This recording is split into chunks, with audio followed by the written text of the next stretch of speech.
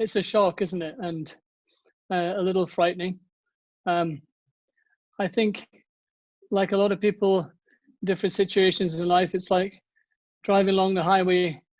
You can go where you like, turn where you like, and then suddenly you're transported onto this small, dark, narrow side road where you've got no choice. You just have to go down it. There's no turning right or left, and it's very restrictive.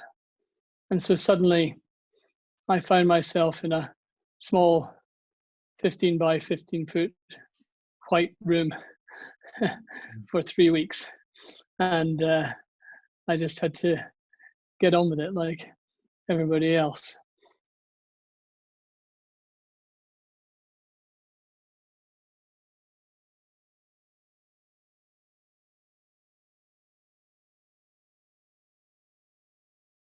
So you're just waiting for your body to either get better or get worse.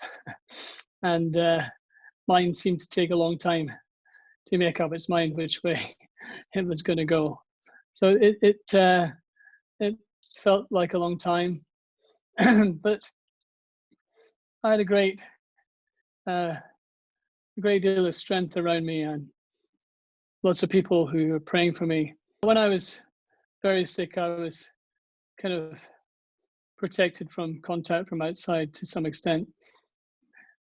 But I was in regular contact with my senior warden and that team that did such an amazing job guiding the church through the whole pandemic crisis. I never really felt any guilt because, I didn't even pick it up in Washington, D.C. I picked it up at a conference in Kentucky, I think.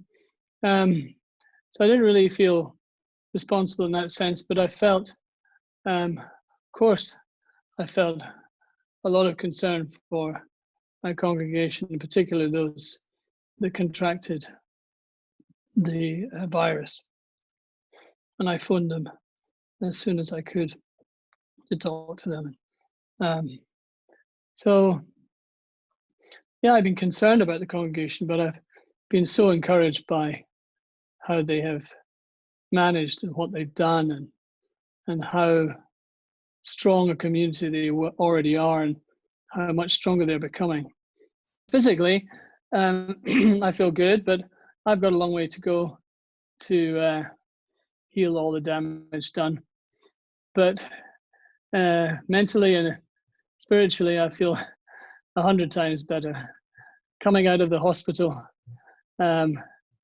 after 21 days and out into the Georgetown sunshine and seeing the blossom and everything, it was really like stepping from a black and white movie into a full color one, and just a wonderful, overwhelming experience.